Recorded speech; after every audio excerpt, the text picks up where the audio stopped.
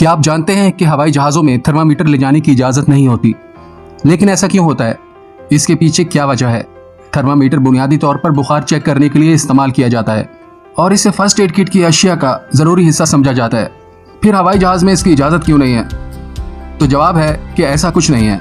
मौजूदा दौर में डिजिटल थर्मामीटर हैं जो डिजिटल तौर पर काम करते हैं। आप जानते हैं कि माजी में थर्मामीटर में पारे का इस्तेमाल किया जाता था, लेकिन ये माजी की बात हो गई और अब डिजिटल थर्मामीटर इस्तेमाल होने लगे हैं और पारे का इस्तेमाल बंद हो गया है।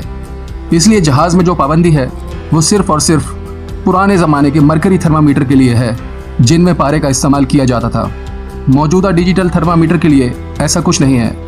मरकरी थर्मामीटर के लिए पाबंदी सिर्फ इसलिए थी कि अगर पारे का एक कतरा हवाई जहाज़ में गिरे तो इतने गर्म दर्जा हरारत में फौरी रद्द-ए-अमल करेगा, क्योंकि हवाई जहाज़ की बॉडी एल्यूमिनियम से बनी होती है और जहाज़ की बॉडी के किसी भी हिस्से में, यानी अगर अंदर किसी शख्स का बुखार चेक करते वक्त थर्मामीटर टूट गया और पारा जहाज़ में गिर गया तो इतनी बुलंदी पर जहाज़ का दर्जा हरारत बहुत ज़्यादा होता है। इस वजह से फौरी रद्द-ए-अमल होगा और चंद मिनटों में पूरा एल्यूमिनियम खोखला हो जाएगा और ख़राब हो जाएगा, क्योंकि पारा एल्यूमिनियम को तेज़ी से खाएगा।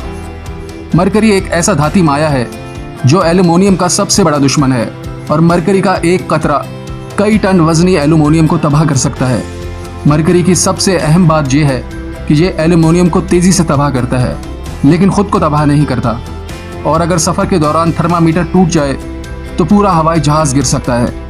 मरकरी और एल्यूमिनियम दोनों ही रद्द-ए-अमल ज़ाहिर करते हैं। यही वजह है कि हवाई जहाज़ में पारे वाले पुराने थर्मामीटरों की इजाज़त नहीं थी, लेकिन मौजूदा दौर के डिजिटल थर्मामीटर ले जाने पर कोई पाबंदी नहीं है। दोस्तों, उम्मीद करता हूँ ये इन्फॉर्मेशन आपको पसंद आई होगी। इसी तरह के इन्फॉर्मेटिव वीडियोस देखने के लिए सब्सक्राइब कीजिए नदीम गिलानी यूट्यूब चैनल को। अब इजाज़त दीजिए।